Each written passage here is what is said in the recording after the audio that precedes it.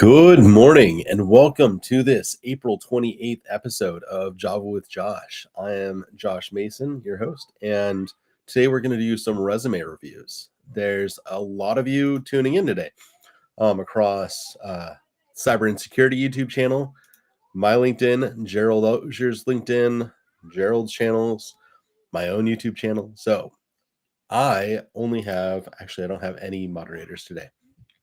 If you keep showing up to these and you would like to help moderate and throw questions to me in chat, hit me up on a DM either in LinkedIn or on Discord, and I'll see. I could really use a constant moderator. Some of the other channel moderators are busy in the mornings, so let me know. For those who don't know me, back in 2009, I graduated from the Air Force Academy. I flew C-130s for about 6 years. These planes, 4 fans of freedom, 150,000-pound aircraft, can put a couple Humvees in the back and can airdrop those Humvees. I have done that. If you are, please do not spam out chat. Vincent, thank you. Like I said, don't have any moderators to fix that. But I flew C-130s for a bit. My wife did as well. And then I swapped into cyber warfare, ran the communication squadron along with some others. Thanks, Justin. Down at Hurlburt Field and managed their training and deployments for about 300 comm troops there. Then went over to the Special Operations School and taught Introduction to Special Operations, SOF, Air Command and Control, so Special Operations Forces Air Command and Control.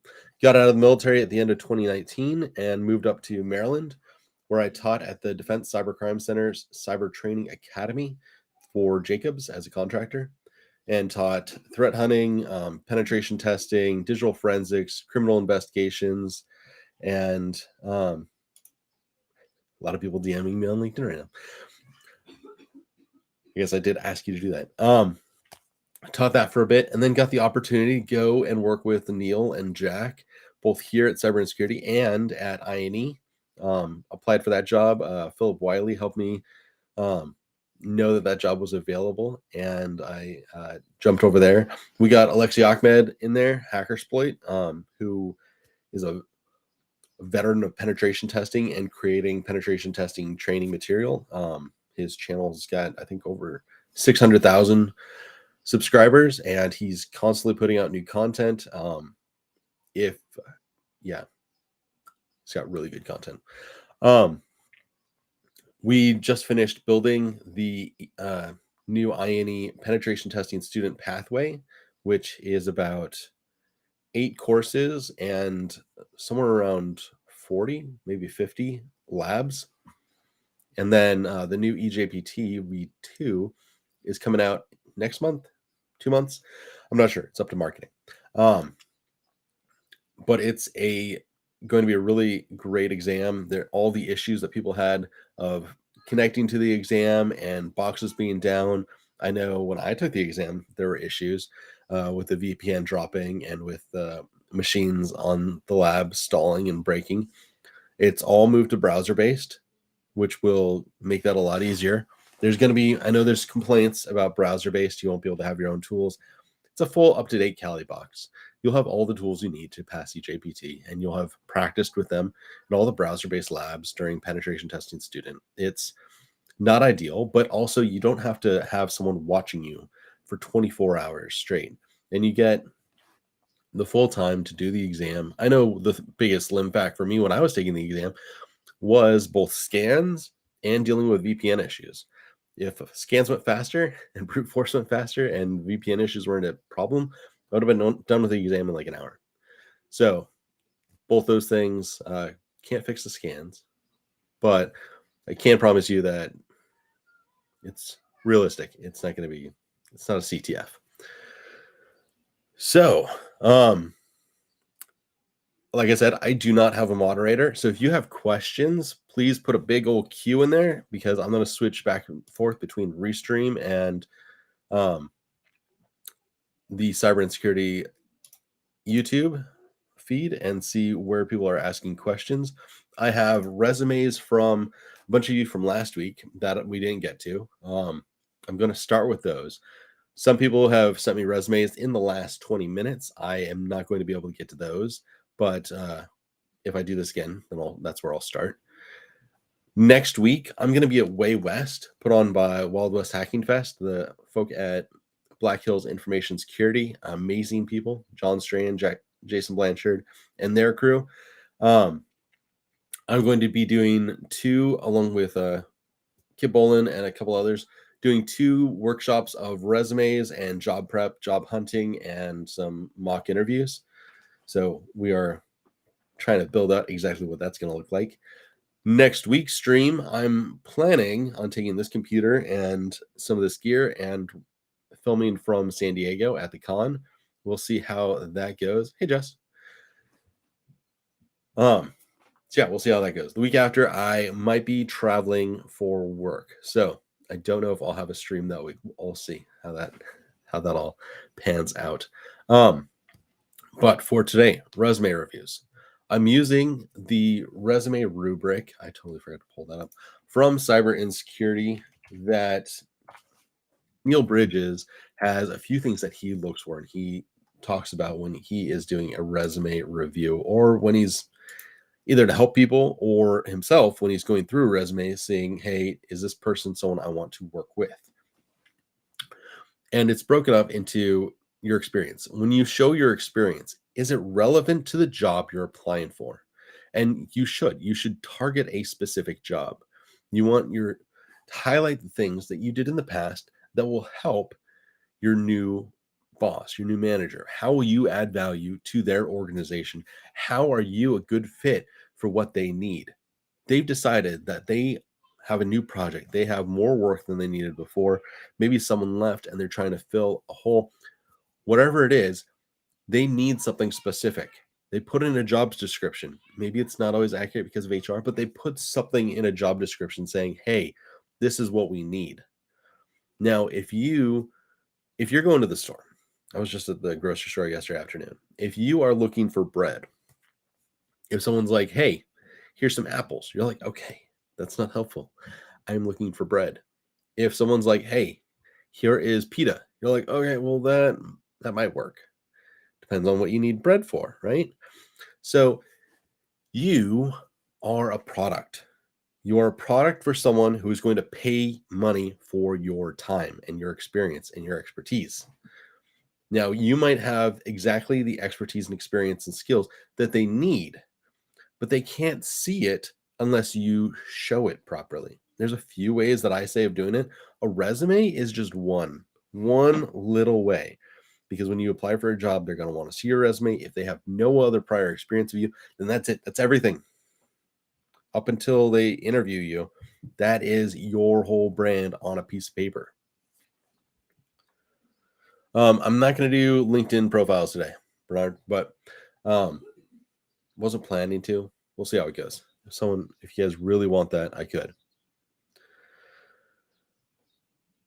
Getting a lot of questions in here. Great questions. Like I said, don't have a moderator, so I'll get to them when I get to them. So that is your brand. That is what you're presenting out there. And let's take a look at a couple resumes and a couple of these rubric items and see how they fit. A couple of other things that get included in, I'm just going to show this window.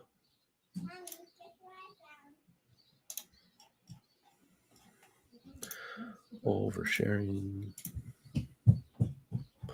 That's fine. So the resume review rubric, cyberinsecurity.tv, resources, and then resume rubric. It's right there. But your experience, you want it to be relevant. You want it to say what you did, why it mattered, and why it matters to your new organization. No word soup. There's a lot of people who think I'll just put all the skills that I know, all the tools that I've worked with, I'll put those into a thing that says skills maybe, or tools. And that'll help with the ATS to be like, oh, we're looking for all of these things. We're looking for Python. We're looking for Kali. We're looking for Linux. That might kind of work for your ATS, but it's not really great on your resume when someone's actually looking at it, because it looks like word soup. It's like, what did you do with those skills? What experience do you have? What expertise level do you have? And I've heard Joe Hudson and Geral Auger go back and forth about this of, could you put I am like this level of skilled in these things? You could. What's more helpful is in your experience. You say, I worked with this technology in this fashion to do these goals in order to bring this to the organization. And I could do that for you. You want your bullet point to say that. That's how you get your skills in there in a way that's relevant in what you've done. And it could be volunteer work. It could be a home lab. You could say that I have done TryHackMe labs utilizing these skills and could implement them in this fashion in your organization. Length, you don't want it to be too short in that you miss value. You don't want it to be like pages and pages and pages where no one's going to read the whole thing. So length is a relative thing. A relevant summary. If you're going to put a summary at the top, make it relevant to the job you're applying for. At the beginning of this stream, I gave a little bit of my background. Now, that may or may not be helpful on my resume. A lot of my job experience is going to be in my resume. So putting all that at the top, not super helpful. Instead, my elevator pitch of why I should be in this job. That's what I want to put in my resume.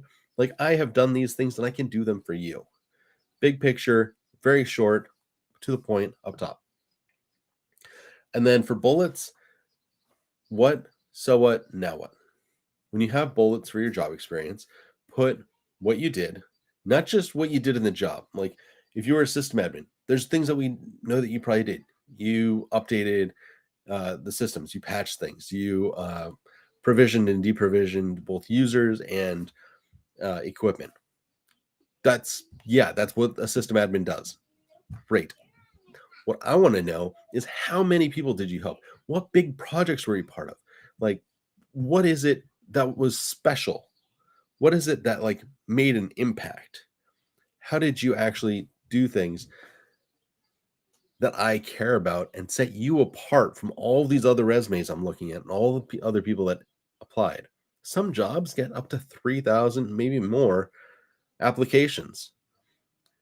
If you get to the point where they're looking at your resume, not just going through the auto sorting, then you really want to make an impact there. You really want to get to that interview, because they usually only interview a handful or two. Some good coffee. So I asked people who, if you send me your resume, if you could please send me a job that you're applying to. Okay, that's a good idea. But I do, but when he has it, okay, I'm going to keep the one. My precious. Work from home. Gotta love it.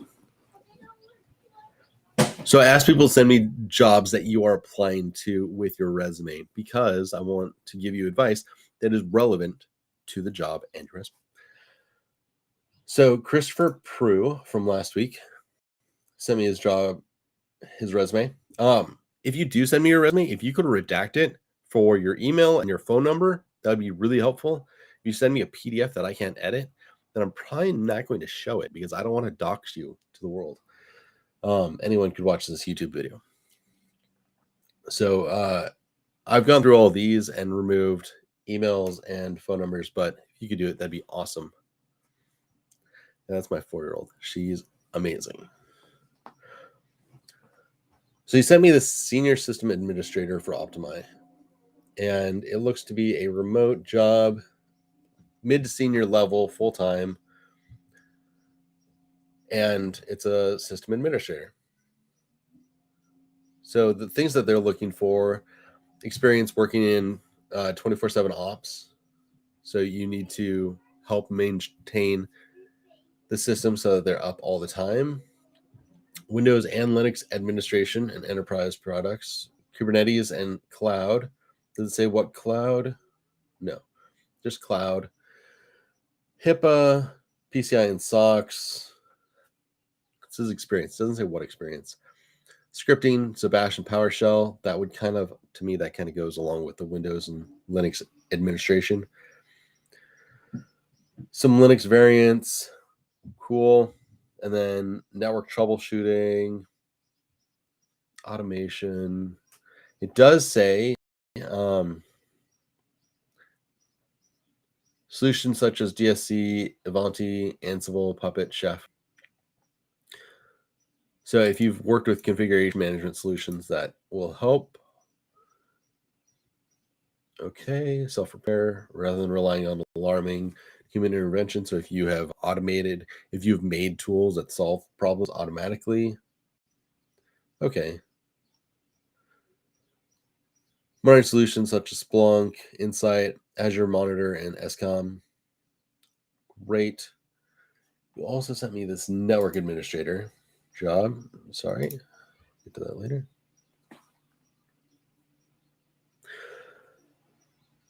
This one's for Xperity, remote, entry level, a little different. Support to employees. You're going to train and troubleshoot for first line network issues. Anything terribly crazy. Advanced data center AC and UPS maintenance. Is that just taking out UPSs and putting new ones in? Is that getting out a soldering iron and fixing the UPS? I don't know. Probably not that one. Probably the first one. Maintenance of router switches, firewalls, and network devices. Makes sense for a network administrator 2. How does this administrator 2 and entry level? I don't know. But experience, they're looking for a bachelor's or equivalent. There's not a bachelor's or equivalent for network admin, so I don't know. And a comp sci degree will teach you how to code. Whatever. I imagine it is contract work. Xperity. This one's dumb. Sorry. 3 years of similar work experience for a level 2. That kind of makes sense. Solid understanding of ITSM concepts. Advanced routing knowledge. You are a network admin. Makes sense. Advanced network protocols. Advanced with VLANs. Sure. So they're using AWS. So VPC, subnets, transit gateways, direct connects. Okay. Network automation, Ansible and Terraform.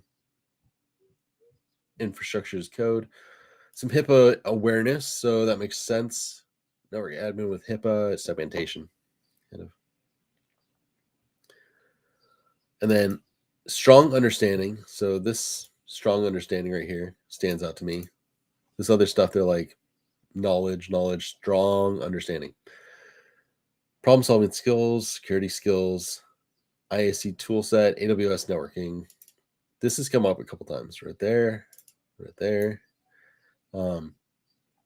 If you don't have an AWS cert, then you're going to need to show some sort of knowledge of AWS for this one. And then strong understanding of advanced routing protocols. Cool. Experience with HP, Cisco, AWS again, and VMware. It doesn't say like vCenter. You're using VPs. So yeah, experience with VMware. Gotcha. All right, Chris, let's see. So off the bat, cybersecurity professional, top 3% at TryHackMe with security clearance. Skills in Kali and using Elk.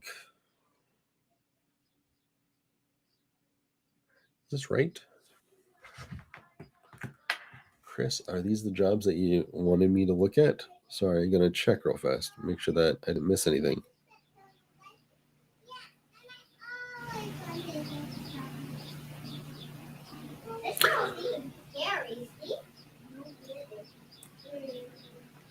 Okay, no. Chris, you were looking for a different job. Who was looking at these? Sorry.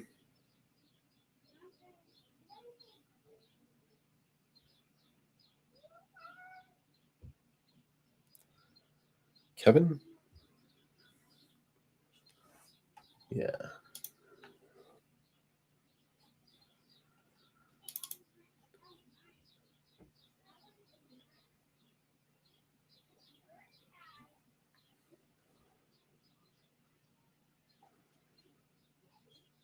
Nope, you got a different one. Sorry. Trying to figure out who wanted what. Tim Sayer. That's the one. What did you call yours? Did you just call it Tim Sayer? Yeah. And gonna redact real fast.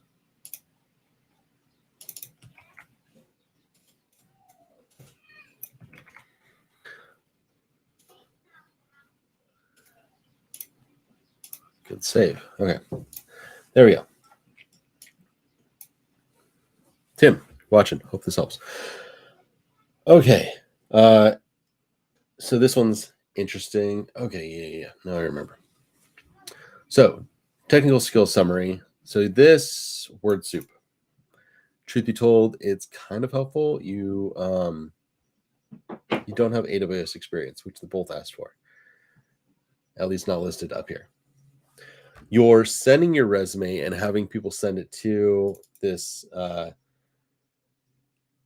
Kits WV, which I know is your own company, this Kennel IT Security. This is like you and one other. So it kind of makes sense, but it is also confusing. If you're sending out a resume, don't put your current company's email on the resume. Put a good, professional, personal email address. I've got a couple. Like my handle for everything is Joshua17SC. I have an email for that. Please don't spam it. I've also got the one that's professional. It's the same as my LinkedIn. LinkedIn in Joshua C. Mason. So what is my email? joshuacmason@gmail.com. Please don't spam that. Dox myself there. That'll be fun. That's the one I put on resumes. That's the one where I want people professionally to reach out to because it's me. It also matches where other people could reach out. And you've got your email and your phone number, and that's kind of it. Do you have a GitHub repo? Do you have a LinkedIn? Do you have Twitter? Do you have any way of people being able to look at your resume and then look and find out where else have you shown that you know things professionally? Do you have a blog? Do you have a GitHub repo where you've put walkthroughs or tools that you've made maybe for scripting and network administration? PowerShell scripts that you've built that you want to share with the world that can, update, patch, and do some great stuff. If you don't have one of those, but you do all those things, maybe it's worthwhile to build a little repo so that people and put it on your resume so people could go and look at your GitHub and be like, oh, this guy knows how to do the scripting that I said I want to be able to see. Like, oh, he does the automation and I can see it because I look at his script that he wrote on GitHub. Anyways. Chief of operations, yeah. So these are what you do as the chief of operations. Yes. How does that help me? How does your ability to negotiate contracts and obtain employment opportunities, how does that show that you have what I'm looking for in this job?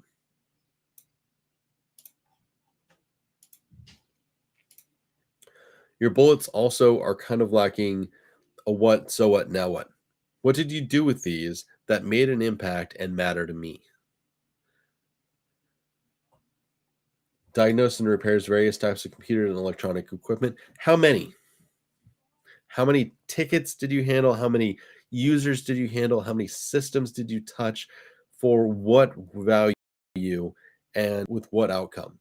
Were they successful? Did you help this many companies by working on this many things? Because in a given year, if you're going to come work for me as a IT or network admin, as a sysadmin, then I'm going to expect you to be able to work at this level, especially for a 2 or a senior, mid to senior, like those other roles are saying.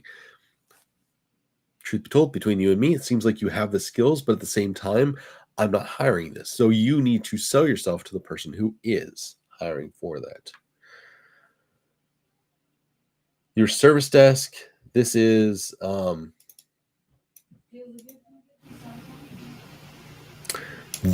not a terribly amazing job title right here. Ameriprise Financial Technical Support Case Western Reserve University Service Desk. Okay.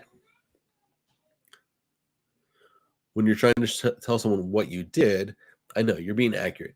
This was all the stuff, right? Cut to the chase. Tell them what you did that's overall relevant. So like my last, with INE, I was a red team instructor. One, I only taught like a couple hours of live instruction for a boot camp. Otherwise, I was a content creator, program manager, project manager. And so all of those things, I was a cybersecurity education content creator or content developer or education developer. Things that other people can look at and be like, oh, okay, so you built things, not just taught, which is one thing. And in the spaces I come from, there is a difference between being able to sit in front of a camera or sit in front of a room and say things versus making slides, coming up with syllabi, working to decide what the training needs analysis is for an organization or for your customer, working out what the course objectives, lesson objectives are going to be, creating all of that, creating documentation, creating an exam that judges based off of these things. There's way more. So one red team instructor kind of says one thing, cybersecurity education developer kind of says a different one. So you need to explain what you did there very briefly in your job description. If you were service desk, were you a 1, a 2, a 3? Does it matter? Was that a thing? If you repaired Windows-based computer systems, like how many, to what impact, and why does it matter to us? So I repaired or handled, 800 tickets for an uptime of this for the organization. I don't know. Are you helping students? Are you helping administrators? It's a university service desk. Looks like you troubleshot network problems with Wireshark, Nmap, and BleachBit, and that's good. To what end? To get a system back online that had gone down. Kid just dropped this on my desk, so I got to figure out how to get the leg. I'll do that later. Unrelated work experience. I would not put unrelated work experience. I'll tell you, for my resume, I've got INE, I've got DeSita, and I've got my work at both the Special Operations School and this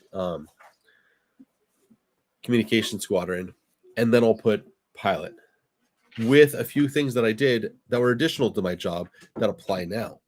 So I built training, I ran programs, I ran projects. Like about 5 hours a week, I got up in one of these planes and did some really cool stuff. The other probably 55 hours of the week that I was at work were creating training programs, managing a flying schedule, managing a safety program, working the support desk. Yes, as a lieutenant, and as a lieutenant, I ran the support desk, the duty desk, on like one day a week. Managed this duty desk. I created the schedule and made sure that someone was there. Did that when I was a first. Yeah. All of that though, I boiled down to like 2 bullet points of like, I was a pilot during this time, but I also did worked with this technology to this end, and I changed that depending on the job that I'm applying for, because there's a lot of stuff that is actually relevant in there to the value that I can bring to an organization. So for you, National Guard, supervised staff of 5, that is kind of super important. Battalion commander, I know what that means. Whoever you're sending this to might not know what that means. So supervised staff of 5 and direct report to leader of 1,000 employees. Depends on which battalion you're at, but that sort of thing. Coordinated travel arrangements for over 350 troops. That's cool. That makes sense. I get where you're coming from and what you did, having been there. But again, why do these people care? Why will Optimi care about that at all? You've done a lot of things, all of you. You don't need your resume to say all the things you've done. You need to say all the things that you've done that matter to this job. Little look, senior or network administrator 2. You're going to do training and train and provide troubleshooting procedures for first line network issues. Okay, so you might have people below you. This job, I might highlight that I have led people, but to what end? Supervised, to coordinate for the unit of 350 people to be able to do this thing. Put that in one bullet. And truth be told, if that's the only thing that's super relevant out of that experience, that is fine. But make it a valuable bullet. Okay, you got a bachelor's degree. One of these did ask for a bachelor's degree. The formatting here, I usually don't go into like grammar, formatting, typos when I'm doing these reviews, because you could do that, or if you just spend a little time on it. But having something go across like this, if they print it out, they're going to be like, oh, this makes sense. I don't know. Just make sure that it gets all on the same page. There's a chance I took this from PDF to Google Doc and it messed it up. But those are the sorts of things that I would look at when I'm doing attention to detail in the end. Associates in computer networking systems, that is valuable. I would highlight that. You have a bachelor's and you have a associates in computer networking systems. So the guys who are looking for a bachelor's degree or equivalent for a network administrator, that might be valuable. That might be more valuable, your education, because that was one of the first things that they noted. Education and experience. The first thing there is a bachelor's. Maybe for this job application, you put your education before your experience. It's a small change. You just grab these things, you pop them up here, and then it's like tick, tick. Okay. Depending on HR and the hiring manager, whoever's doing this, that might go a lot faster. That might help. And then your training and certs. Some of this is useful. So Security Plus. There's a lot of people, if it's 8570 at all, that's a bonus. Where you got it, no one cares. No one cares where you got your Security Plus, because it's, yeah. Some of this doesn't necessarily matter. So no offense. You sound like you're knowledgeable and you can do a whole bunch of things. And I think that's awesome, personally. But how do these help with the job that you're trying to get now? Carpenter apprentice program, neat. I think it's cool.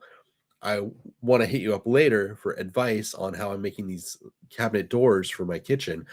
But like for hiring you to be a network admin, I don't see where the value is there. Same with like basic combat training. Like, you're good. We got people for that if we need it, but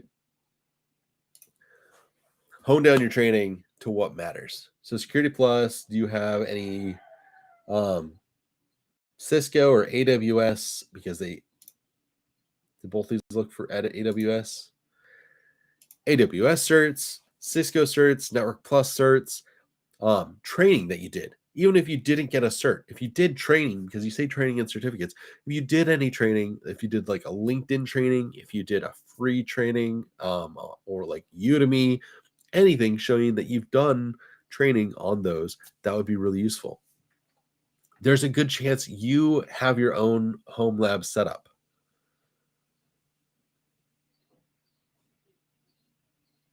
It might be useful to put that sort of thing in there as well. I would put that instead of unrelated training. So that's my take.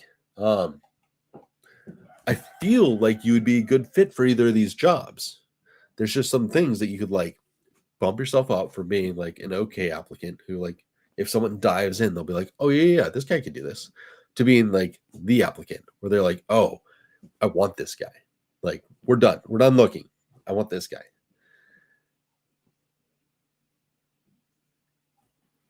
Also, yeah, I would look at GitHub. You run your own company, so I'm assuming you do some level of marketing.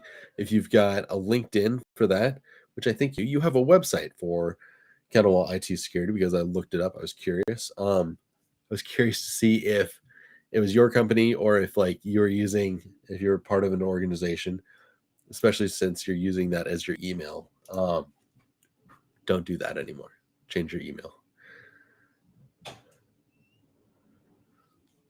But if you've got a blog, if you've got LinkedIn posts, if you've got Twitter or GitHub, let's put those on here. Okay.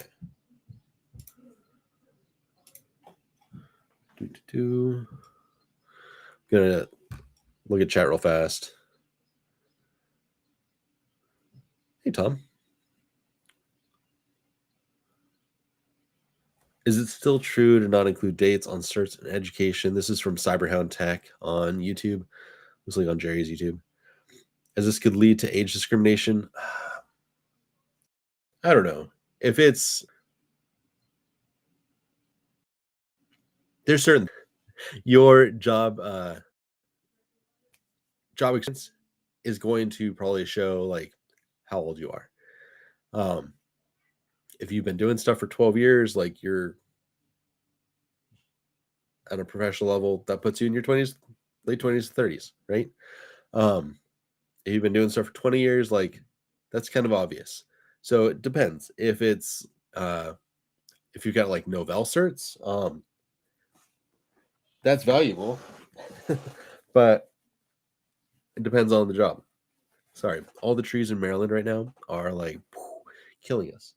So flowers are beautiful, but the trees are just destroying my sinuses, in case I sound super nasally.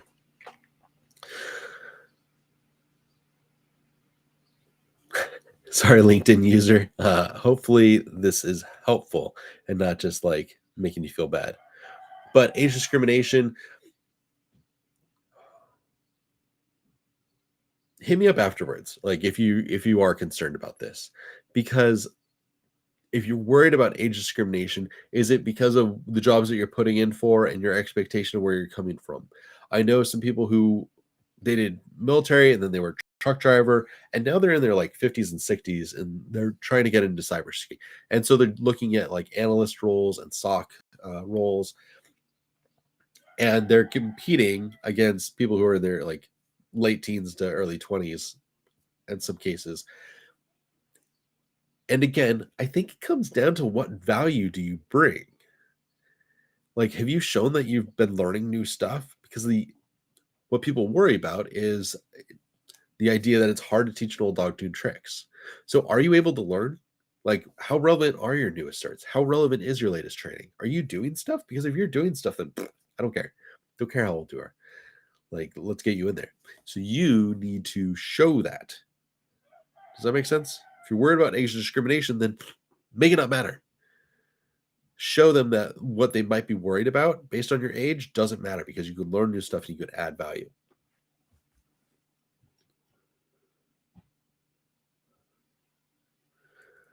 Yeah, I've got like Sudafed and Dayquil and Claritin and Zoloft, or not Zoloft, something spray, and it's helping. I was in so much pain. Sorry, gonna just check questions a little bit before I jump over. Temitope Akinbosede asked, sorry if I butchered that name, my bad. Said, do I have to tweak my resume for every job I have to apply to suit exactly what I'm looking for? Yes. Yes, you do. If you want to get that job, yes. Also, if you're applying to 10 jobs a day,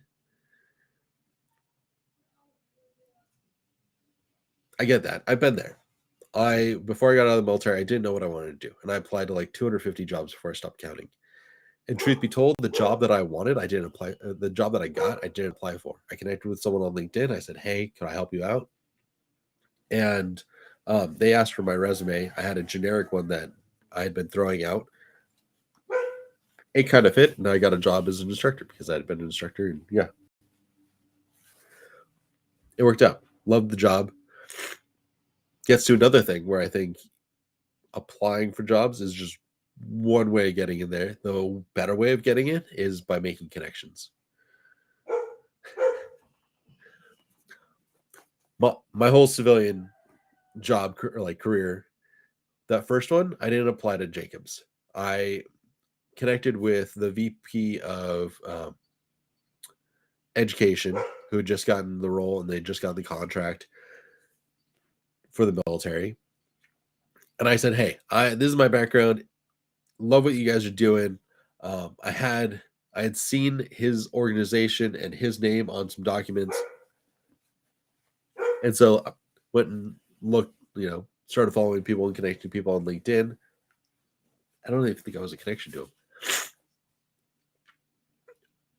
Hit him up, said, "Hey, you guys are doing great work. Really a big fan." Said, "Thanks. You guys are doing good work too," because I was an intern for 6th Gen at the time.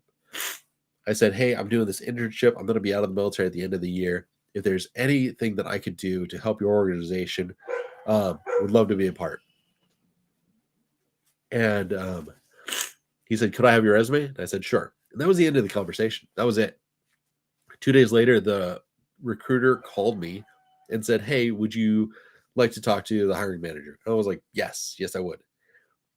And then had the interview the next day and had the job the day after. So didn't apply for that one. I applied only because they're like, "Oh, hey, you actually have to like apply. So our system, you can set up the paperwork so you can get your offer." Okay. 1 second.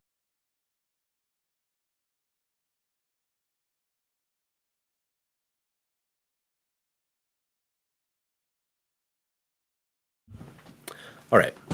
Sorry about that. Mr. Sniffles over here. My second job with INE. Philip Wiley told me that, hey, there was a job available. Reached out on LinkedIn. And I went, "Oh, okay, that's awesome." I had been on Cyber Insecurity Discord. I reached out to Jack and Neal and was like, "Hey, I'm going to apply for this job." And they're like, "Okay, cool. Let's do it." And then interviewed with both of them, got that job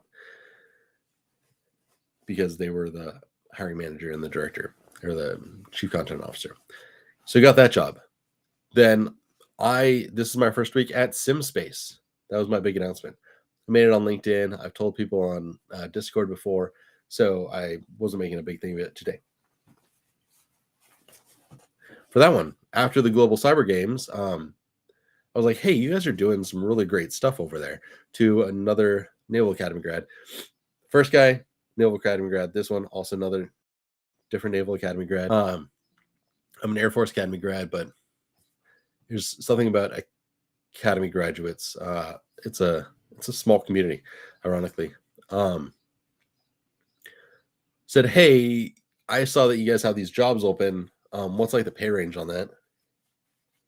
And he's like, "Oh, so it's this for that one, but I think they just filled it. There's this other job that's going to be open, and it's this. Do you want to talk to the hiring manager?" And I was like, "Sure." So he sent an email and talked to that hiring manager. Hiring manager said, "Hey, can we do a phone call tomorrow?" Did the phone call. He's like, "I want you to talk to a couple other people on my team. Talk to them later the next week." Then he sent me an offer, and I don't think I ever applied. Yeah, I never applied for this job. It was that, and now I work for him, and it's great. So I needed a resume for all these jobs. I needed something that made sense, but at the same time, connections, and branding are more valuable than just having a good resume. If you have all those other things, you turn over a resume and it looks like a turd, then like people might double think and be like, "Oh, wait, What? So, make a good, useful resume, but also put time into what will most likely work, which is branding and connections. If you can make people come to you and be like, hey, do you want to work with us? That is gold. I know a few people who have done it. Like, yeah, I know several people who have done that. So if it happens, it works. My own experience, yeah, is unique. But in the least, have a good resume. So that's what we're going to do here. This one, Christopher Moore, you didn't send me a job that you were applying to. So I'm just going to go through it quickly. Looks like you used either something very similar to or used Stefan's resume. Just things I noticed. And this is fine.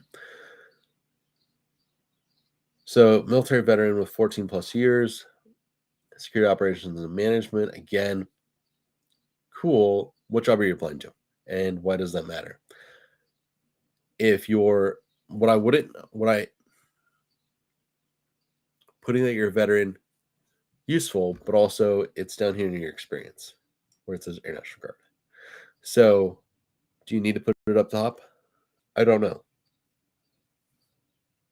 I wouldn't. I don't need to tell people I'm a veteran. They'll figure it out. It's in there. I haven't seen discrimination against veterans, and if you're applying to like contractor roles or 8570 required roles, then that's not going to be discriminated against probably. Ensure policy documents are aligned with business objectives. Again, that's explaining what you did, not necessarily how you're going to bring value. I would make that professional summary. And looking back at the rubric, your elevator pitch. Don't bore me. You get in the elevator with a hiring manager and you've got 3 floors to be like, ooh, this is why you need to hire me. That's what it should say there. It's like, I've done these things. I can do these other things. I know you've got a job opening for this. And like, I could do it because I've done this in the past. That's what needs to be in the summary. Can't tell you exactly what that is from your experience, but that's what I would put there. Technologies and competencies. This is definitely a word soup. Do you know these things? Probably. Wouldn't be surprised based on saying you were security operations and management, but to what extent? How did you use them? Also, it's nice that you got soft skills in here. But again, I don't like this technologies and competencies in general. I've had it on my resumes in the past, but I think it's more useful in a bullet about what you taught. So like I taught threat hunting using Security Onion and Wireshark. Yeah, a bunch of other tools. That's what I would put there. Pen testing with Kali and Ubuntu and CentOS. Yes, it's doable. Can install a lot of things. Your certifications, okay, projected, in progress,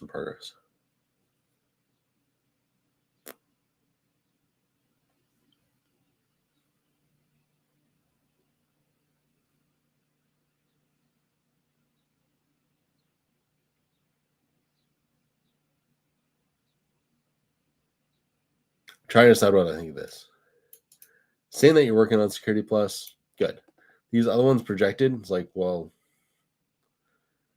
I don't know. My opinion, my personal opinion, why you came here, is I wouldn't put them on there. Other people might have different opinions. Maybe it shows that you're working on stuff. That's cool. I like the one progress that at least shows that you're working on it. That's good. Where you're working on it. Cool. The Simply Cyber GRC course is good. I like the course. You put together some good stuff. See, this is a certificate you got. I put that there.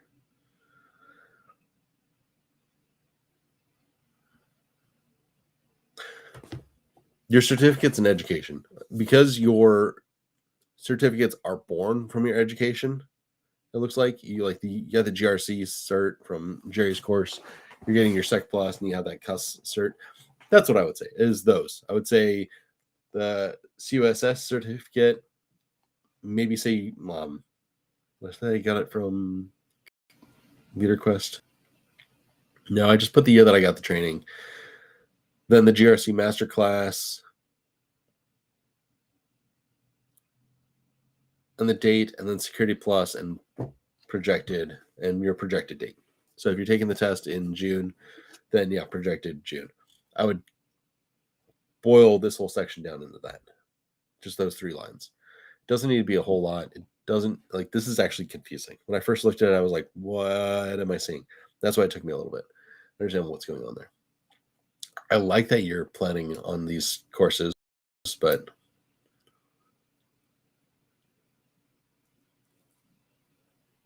yeah, I don't think you need it there. I think it takes away. I think it adds confusion where it's not necessary.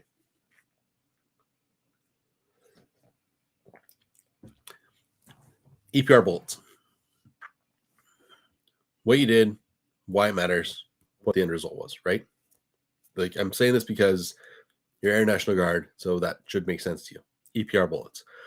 That's what we're shooting for here. What did you do? Because in your EPR, like, you've got a section where it says what your job is, right? And then all the other sections are, and sorry for everyone else who, like, this doesn't, like, make sense to you. You don't have the experience, like, working with EPRs, and it might have changed recently, but in the 10 years I was in, 11, EPRs all kind of went the same way. And OPRs are very much the same. That's your enlisted performance report or officer performance report. It's annual. Every year you get graded, and it goes into, like, your record, and it's part of promotions, your performance report. There's bullets in there that are much like a resume. So go take your EPRs, the ones especially that led to your promotions. Look at the giant projects that you did, the things that really made an impact. Make those your bullet points. Like, you were a security operations manager. Awesome. Got this, like, idea of what it means. You did put, like, recognize at command level, demonstrating ability to lead large teams. That's, like, a great one for a perform, or, like, for your promotion. But, like, depending on the job that you're going for, is that super helpful? Same with this other one. Scope of expertise ranges from interagency comms to deployable comms. Like, awesome. Like, truth be told, me knowing that, I would put you on certain teams and send you to do certain stuff back when I was running, like, the training in UTM. But outside of the military, I don't know how that's valuable to the job that you're applying to. Same with this enthusiastic leader. That's cool. I like it. I don't like it on your resume. I don't think it adds value. And all of these don't have, like, they don't really show what you're going to bring to the company that fits, like, a job description requirement. Does that make sense?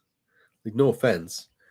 Seems like you're on top of stuff. If you're looking for a GRC resume, like, if this is your GRC resume, then let's think back to that course. Think back to the things that Jerry talked about.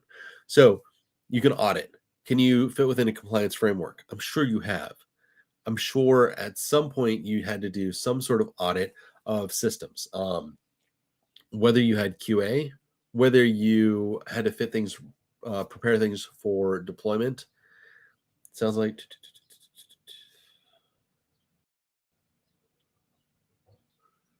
it looks like you did compliance management and risk management. Let's take those. Let's take these things right here and make 3 or 4 bullet points out of that. If you're applying for a GRC role, saying that you know how to run an audit, that you ran an audit in, like, this many audits for this organization, found this many things, and it led to them being able to deploy or do these other things. That's a way more helpful bullet. Does that make sense? I hope it makes sense. Okay, you got training. I don't know. I don't know that I would put your training in here for this. I would put this in another section. So this right here, what you're learning from your training, I would put that into training and education. I put certificates. So certificates, put the CUS, put the GRC, and put that you're working on Security Plus. And then in training, somewhere else, put this stuff that you're learning, computer hardware fundamentals, OSI, all that other stuff. Put that somewhere else. You're an analyst. So knowing a little bit about how the system works, you took requirements from upper organization and applied them to your organization, finding this many discrepancies, putting in this many poems, and working this many tickets to then be what? Compliant across DISA, DoD, and the Air Force. I feel like that makes more impact for hiring you for a GRC role. Help desk analyst. Okay, how many? Looks like I like this bullet because I see numbers. I like numbers. Words kind of get, when I'm going through a resume, words get skipped over. I speed read. And people who are going through a lot of resumes, they speed read too. They're looking for keywords. They're looking for certain structure to your bullets that makes it easier to move through. If it's an upper level position where your leadership, where you're looking for a senior level, then it's a little different. There you can expound. There you can like really dive into things. If it's an entry level or a mid-level position, then you really want to get your point across usefully, because there's going to be tons and tons of applicants.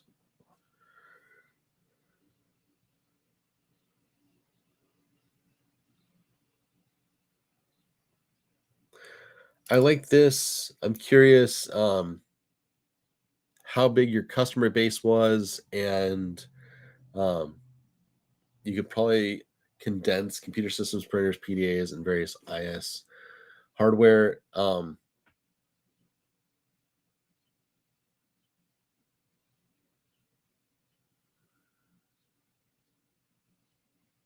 at least add numbers there and say what like uptime was or customer satisfaction. And like, I'm curious what size your team was. If you had 25,000, geez, that's a lot. Was that like the whole? Is that a whole base? Because you're in San Antonio. Anyways, okay. Contract position. Yeah, curious about that one. So this one's interesting. It's a 3-month gap between positions. Truth be told, I don't put months. I just put the year that I did a gig to the year that I did a gig. Often a lot of my jobs have overlapped. There's been times where I've done 2 or 3 jobs at the same time, especially as.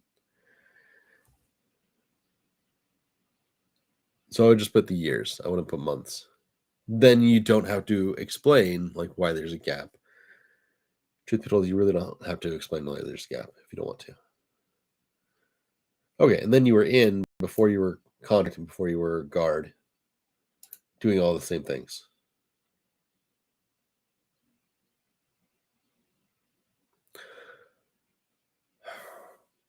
I feel like here, in 11 years of being an enlisted security specialist and incident responder, especially you were an instructor, were you at like were you at Kiesler? Ooh, I would build this out more. Also, I'm curious, I don't know. I really want to chat with you later. Find out why you didn't get Security Plus through the military.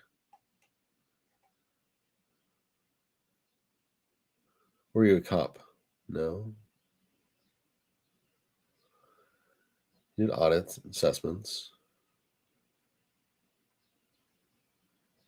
Were you security forces or cybersecurity? I don't know. I would build that out more. I would explain more of this. Because if either way, I think that there's more useful stuff in there about the audits that you ran, the vulnerabilities that you assessed. Did you assess a base? If you were a cop, security forces, a defender, that I feel like you've got a ton of relevant skills in there for GRC, understanding things from the physical security standpoint and the overall security standpoint that could totally be really helpful in a GRC role. So, yeah, hit me up on LinkedIn or Discord if you chat more later, Chris. Take a sec, look at questions.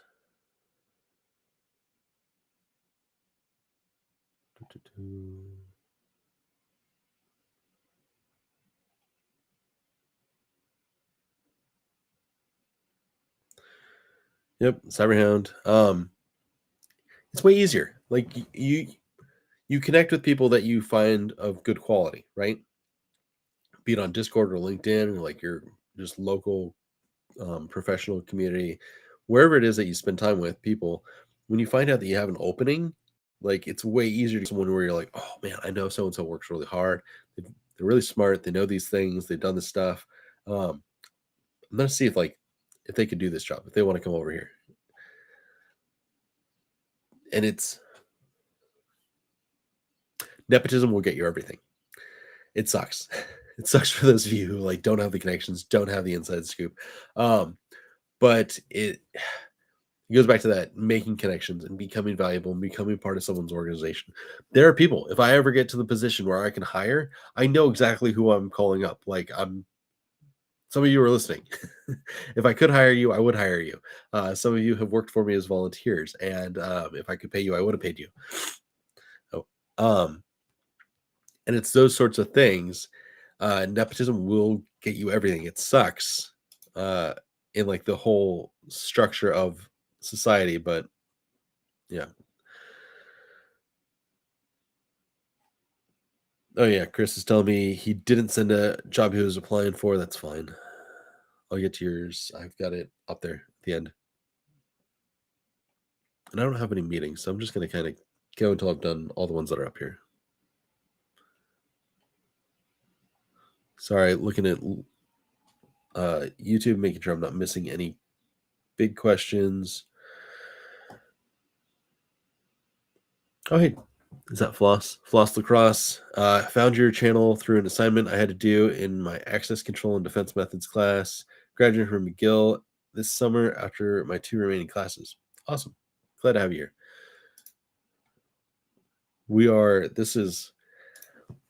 I do this very strange. There's the Cyber Insecurity YouTube channel. There's Joshua17SC YouTube. There's Simply Cyber, where Jerry lets me hijack his channel.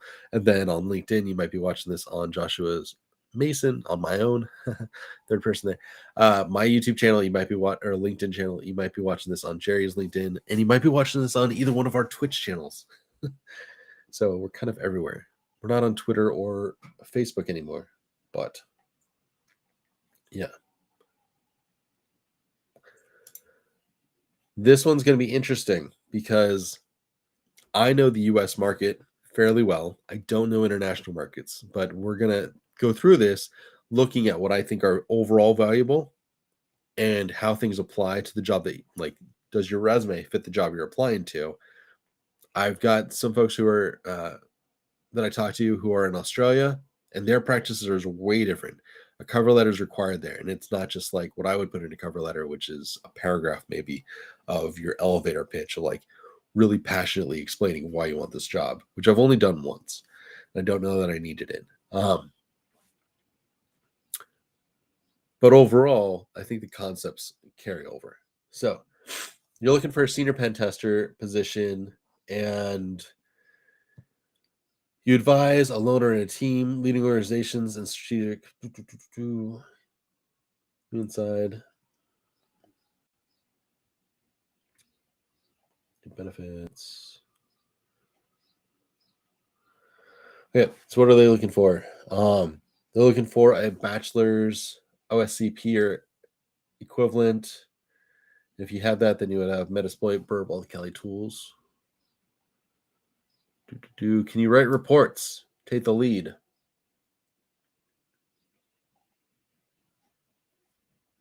All right. Those are my big takeaways, especially since I don't know German or Dutch. This is Netherlands. Yeah. All right. I redacted some of your stuff. Did I do that right? You got a medium. That's good. Okay. So Benham, things I get from your get-go, 7 years.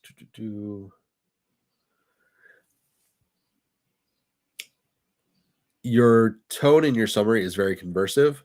It's nice. It's a first person. I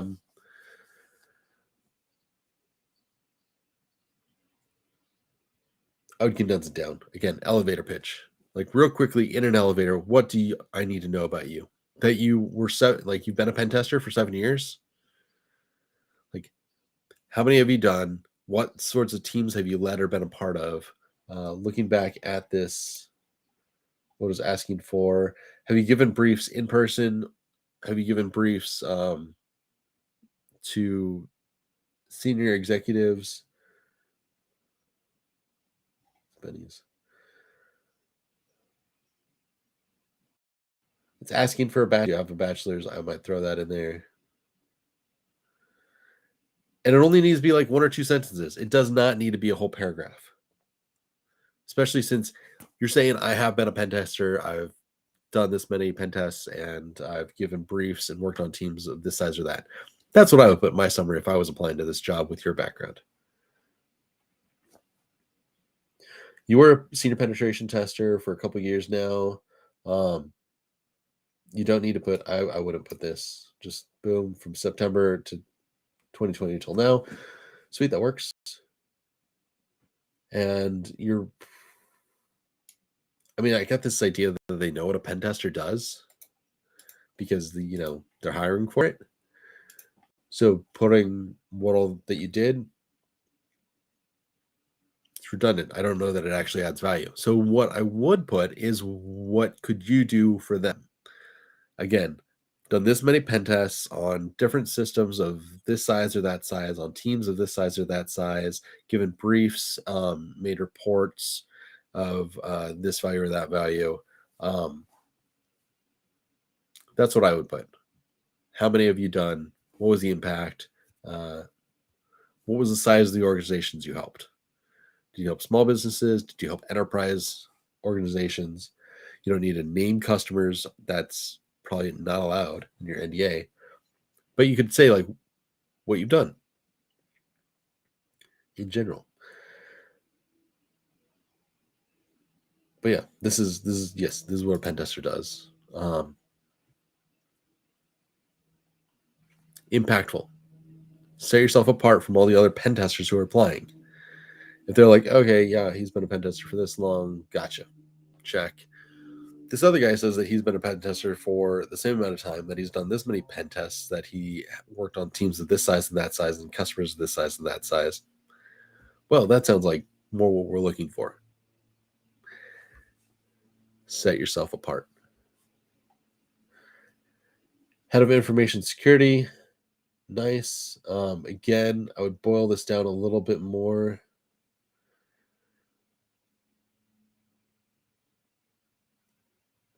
I like this, performing penetration tests. I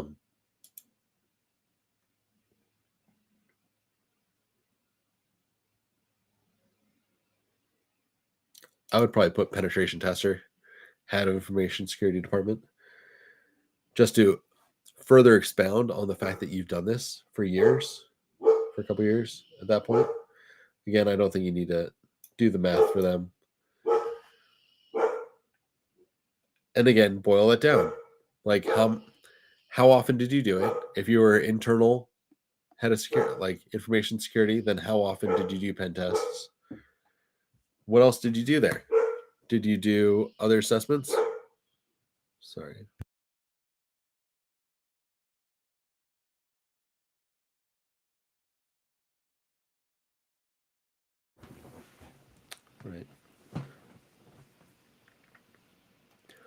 hone in, give them the details that they really will set you apart quickly. Don't take up space, because you don't need to. Like,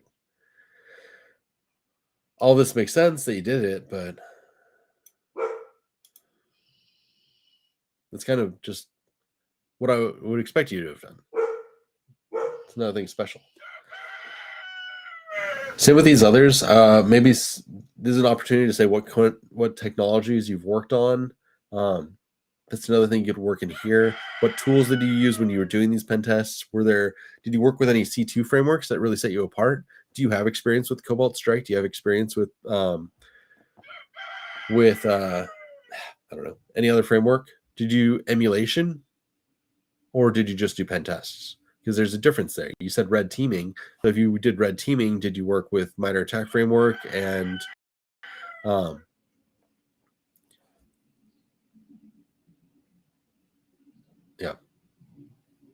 emulating a certain APT, or did you just go in and find what you could find? Because those are two different things, and they both are valuable. And depending on where you're going, who you're applying to, they might be interested in just a pen test, just find all the things, or they might be interested in emulation, because more and more people are finding that that's what they want. They want a red team. So-and-so got hacked by these guys. Are we going to get hacked by those guys? Come over here, do a pen test, emulate them, and show us if we are safe from that attack specifically.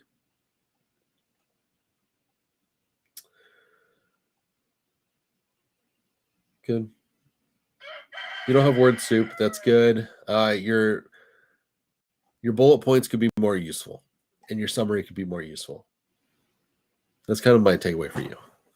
But otherwise, it looks good.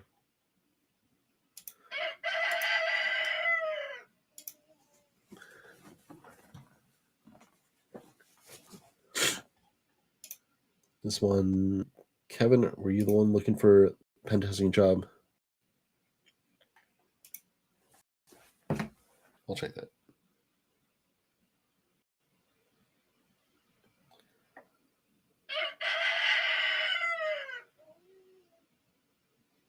Sorry.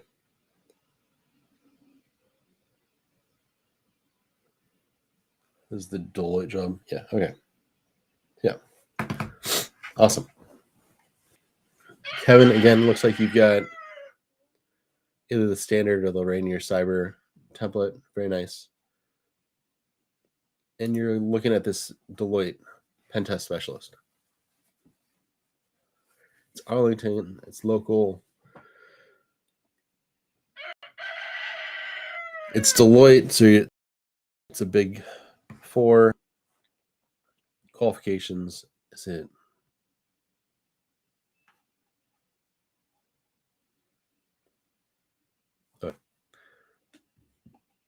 The specialist, I think, is their lowest level. They've got several different levels. The big 4 all kind of name things differently.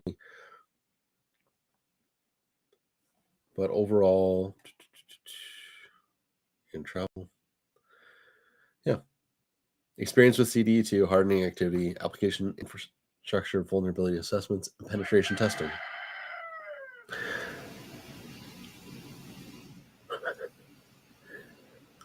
And you're going to do federal consulting.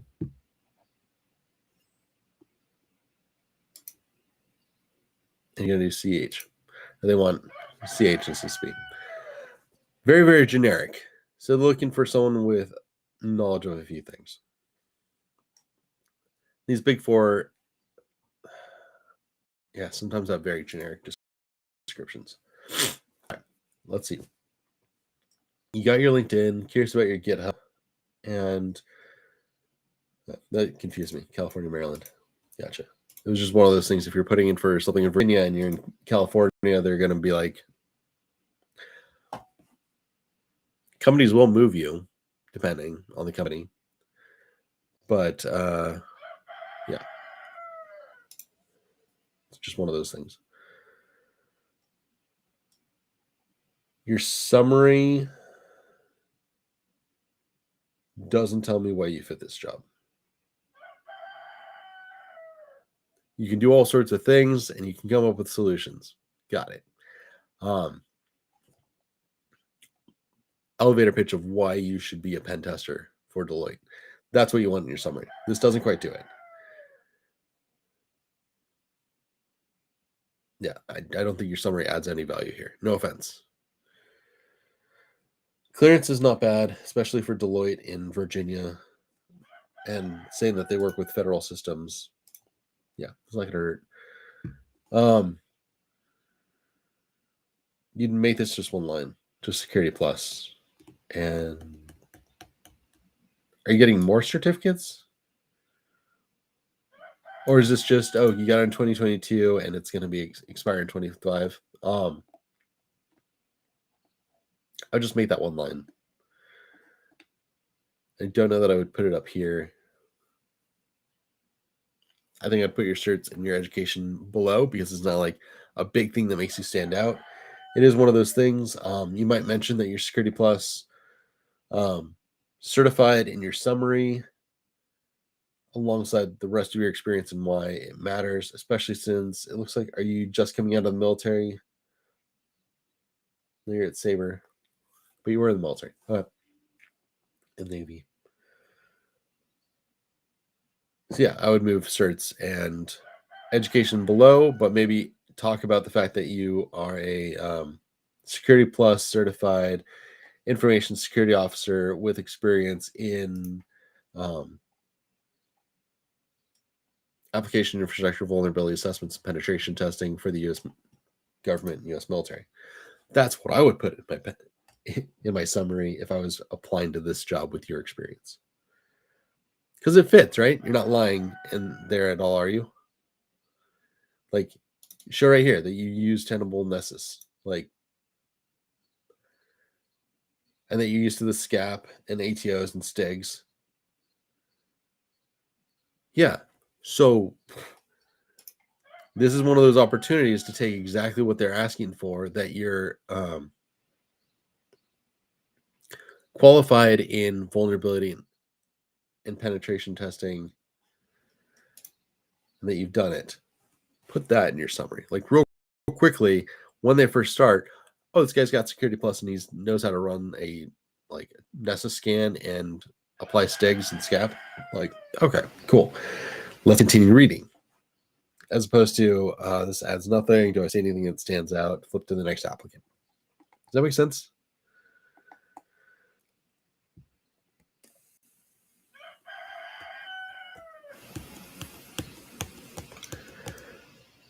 Bullets could use work. You have good words in there, but impact and like why it matters is kind of a big thing that you're missing. How many scans did you use? How often did you do these things? Was it part of a big audit? Was it just your normal operations? Like, regularly, this many times ran Nessus scans, weekly, monthly, quarterly, finding how many vulnerabilities and applying so many POAMs to get up to this compliance level, like maturity. It looks like you're a contractor, probably at the base for Pax River. So yeah, same thing with your Navy time. You could, oh man, did a lot of good stuff, but boil it down. Boil it down into a couple really good bullets, man. Especially to, is this font 10? Oof. Yeah, that's one of the things that was hurting me. Pilots are supposed to have good eyes. I did have good eyes, and then I don't have good eyes. So you definitely make this like 12-point font. And then 1, 2, 3, 4, 5, 6, 7, 8. 8 bullets for your 3 years at Andrews in that role. You make that better.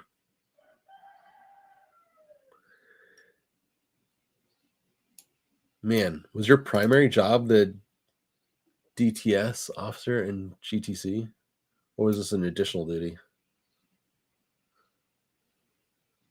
Looks like it was that. Okay.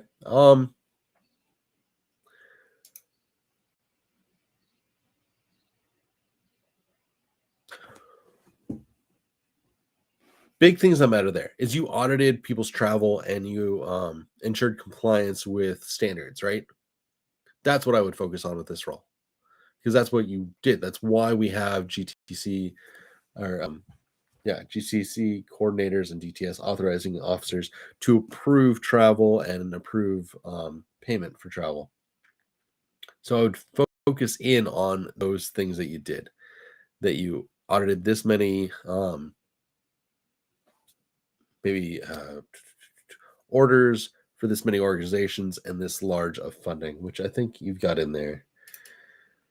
This many accounts. Boil it down, and if you can, put in compliance with this regulation to maintain compliance. Yeah, that was not bad. Font's killing me.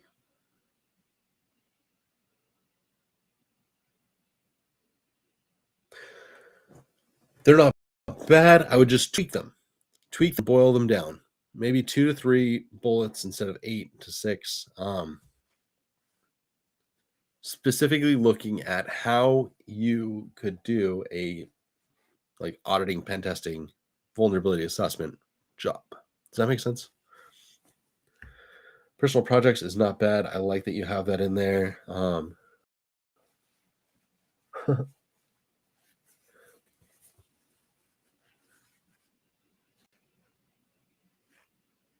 I like this stuff, especially for pen testing.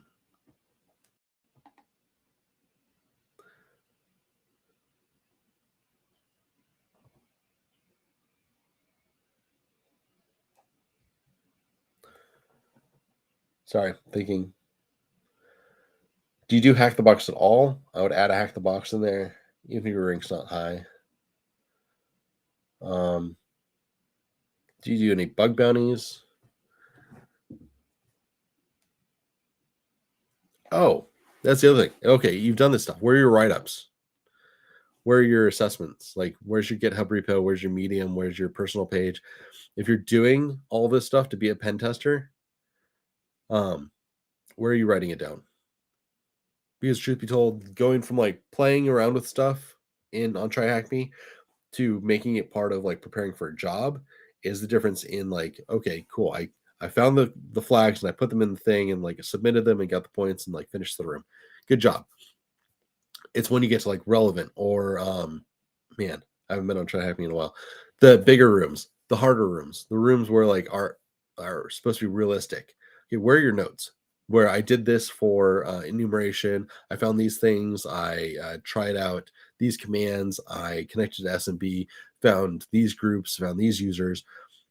Okay, put that into your write-up. Put it on GitHub, connect to it, and push it in your resume. Because truth be told, if you're going to be a pen tester and you're going to make reports about pen testing, I kind of want to see what your writing style is. And if you're actually going through steps that when you're on my team, because I'm assuming the hiring manager is part of the team, kind of take what you show in your write-up and your analysis sets in your write-up and be okay, cool. I can work with this guy. He thinks the way I want him to be thinking and shows that he knows how to use the tools and the skills. Not in his resume, but the link from his resume to his GitHub. It's link from his resume to his LinkedIn posts, which you got LinkedIn. Does that make sense?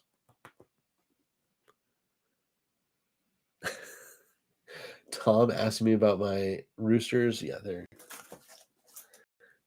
come hang out below my window. Rooster. I'm down to 1. There's a fox in my neighborhood. I saw him yesterday.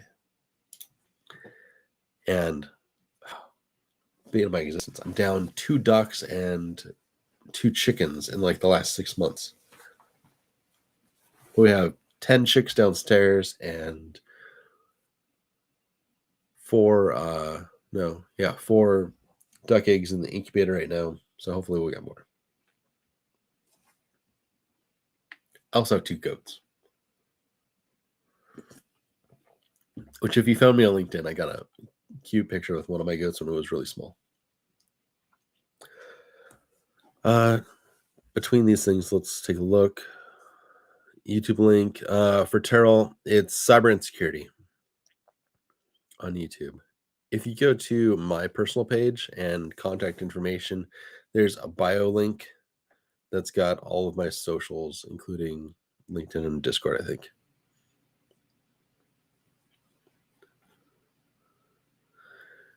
And it might be in the description on LinkedIn. I can't remember. Okay.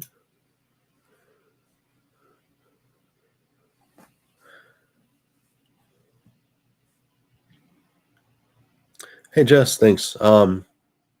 Jess Bishop, great person. I also highly suggest joining the Cyber Insecurity and Simply Cyber Discord channels. Does exclamation point Discord work? Don't know if my bot's working.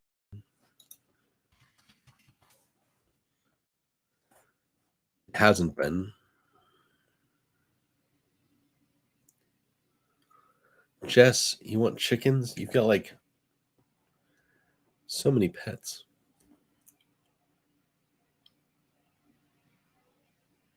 Okay, No Name asked, what projects would you suggest for a fresher pen tester to try and also put on resume that could help? Have you built any rooms? Have you did you guys know that you can just build a room for Try Hack Me? If you have VMware and like Ubuntu, like 16, I built a room. Truth be told, me building a room was probably how I got a job at INE. I found some it's something I've been teaching at Decida, is like this certain vulnerability. So I just made my own room with that vulnerability and put it out there. It's tribute. It's not a public room because they didn't like how I set it up, which is fine. But you could build a room. If you build a room, like that kind of sets you apart, right? Especially if it does get accepted in this public. But I would put your projects out there. So if you do a room, make a write-up. Go check out Lola, Corinna, Cyber Lola. I got her started writing up her publishing her write-ups because she had been taking notes for a lot of the rooms she was doing. Finally putting them out there in a like digestible fashion for other people to get is what set her apart and like made her the shoe-in for getting her job. It's why one of the things that like Neal thought was great in her as an intern is putting her stuff out there. California 909's out here, and he's got a great GitHub or YouTube page, not YouTube. Bleh. He's got a great personal page with his write-ups of CTFs and his insights and stuff. Highly suggest checking those out. He puts it on his resume and his LinkedIn page. It's valuable.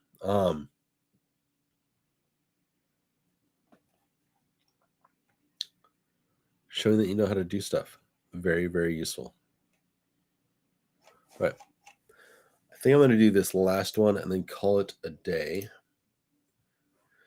So Christopher Prue, you told me you didn't have a job that you were applying for. I'm assuming you're kind of going for a pen tester job. Okay. So you got your LinkedIn, you got your GitHub. There's a little bit with your format that you could probably work out. It might be because I think I took this from a PDF to Google Doc, and I might have messed up the formatting a little bit. That's fine.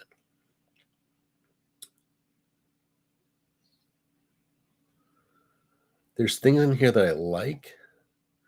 They're showing your capture the flag.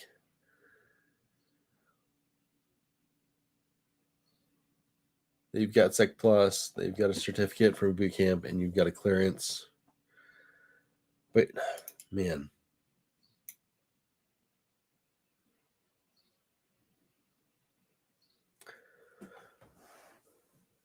I think there's a better way of wording all this.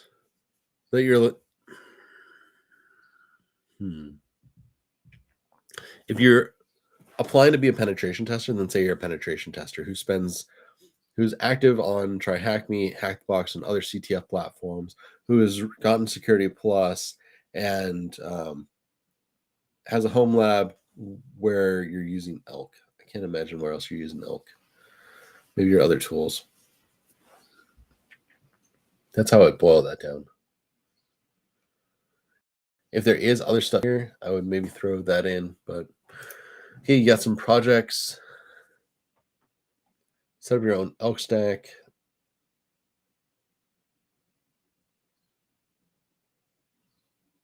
I kind of like this.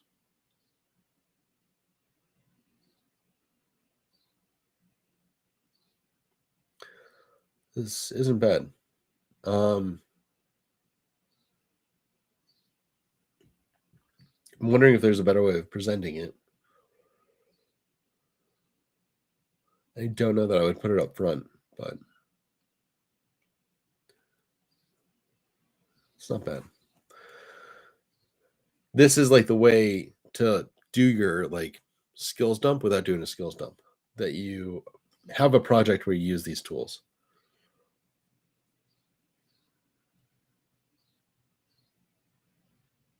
Yeah. All right. And then gotcha. Your call taker and dispatcher.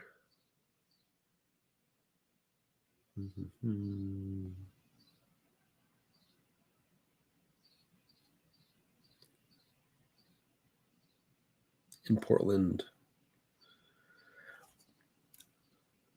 For a second, I was thinking like, okay, where are you doing this? If you're like a dispatcher in like LA County, like, or Portland, Oregon, vice like Cedar Rapids, Iowa, where my folks are at, you're looking at different stuff. And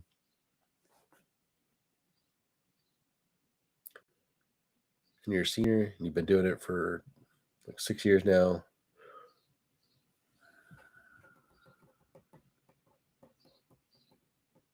Trying to think of how I would boil this down more, or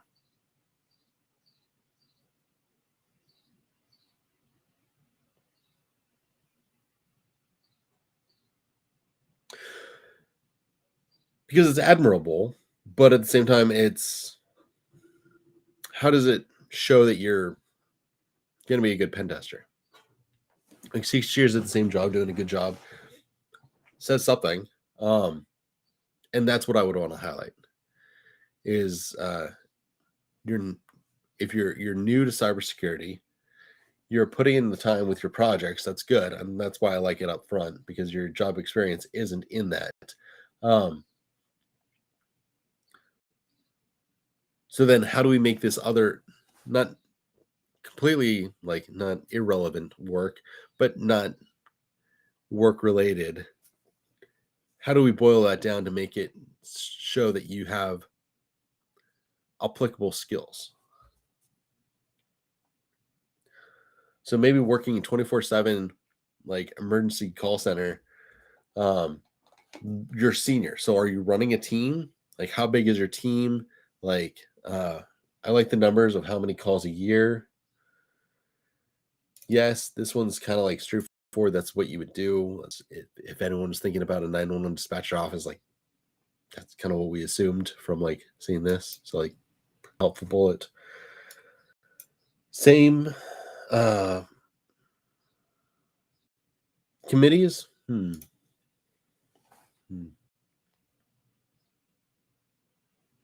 don't know, like leadership right there, but trying to think if there's a better way of like showing it.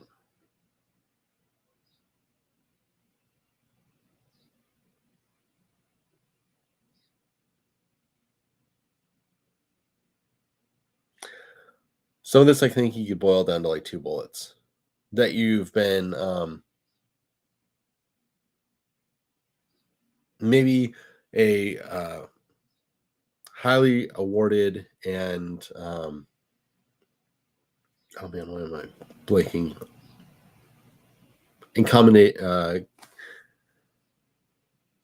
Commendated like leader of a team of this large, manning a 24/7 hour call center, leading a 24/7 call center, answering over 25,000 calls a year. Like, truth be told, that right there as a bullet, I think is more useful than all these other bullets.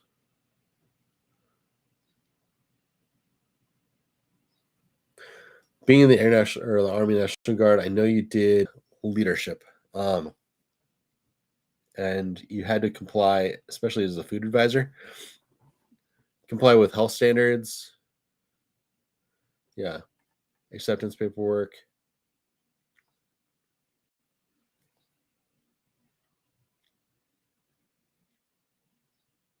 I would focus a little more on that. As a pen tester, basically what you're doing is a version of audit, especially for an organization that needs a pen test as part of their cyber maturity. Like PCI requires an audit or a pen test, I think. And so often they'll have one come in just for that. And so your ability to audit is valuable.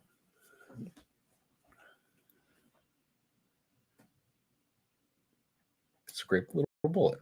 Great little bullet showing that you're like, you do work, you do hard work. Same.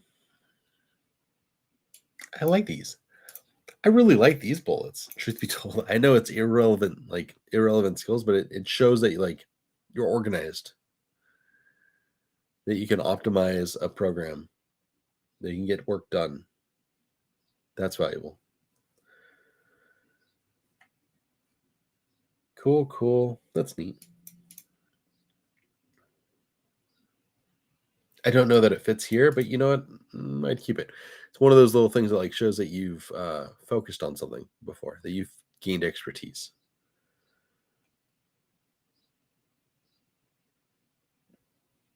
Yeah. Okay. Just a little thing, a few things to clean up. But truth be told, I really like your resume. You don't have word soup. Your summary could use just a little rewording, so it just feels a little awkward. Like read through it out loud to yourself and see if it feels awkward, especially like the whole URL spelled out.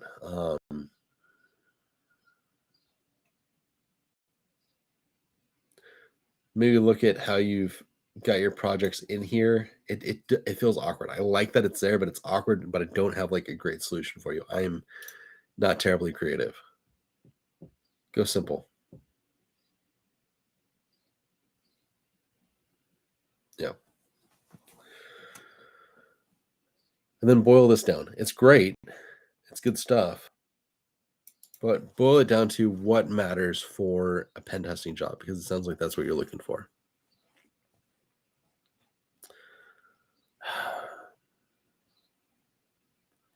Twitch spammer. All right. Any last questions today? No? So we hung on. Awesome. Thank you so much for joining me today. Next week, I'm going to be live from San Diego.